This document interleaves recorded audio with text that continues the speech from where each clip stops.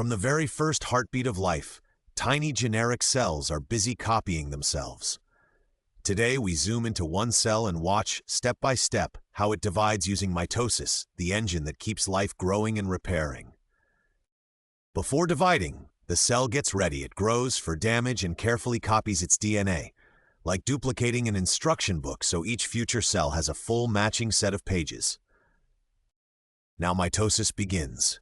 In prophase, the DNA coils tightly into visible chromosomes, like winding loose threads into neat bundles. The nuclear boundary fades, and tiny structures start to organize for division. In metaphase, the chromosomes line up in the cell's center, forming a clear straight line. Microscopic fibers grab each chromosome, making sure each future cell will get one perfect copy of every DNA bundle. Anaphase pulls the copies apart. The spindle fibers shorten, towing twin sets of chromosomes toward opposite ends of the cell, like teams in a perfectly balanced tug-of-war that never snaps the rope.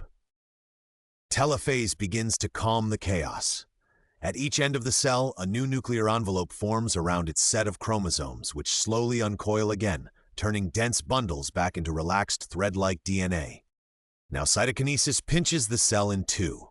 The outer membrane tightens around the middle like a belt, squeezing until there are two separate cells, each with its own nucleus and complete DNA instructions.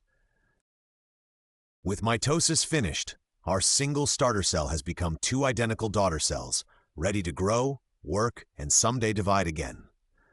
This simple cycle, repeated trillions of times, quietly builds and repairs living bodies.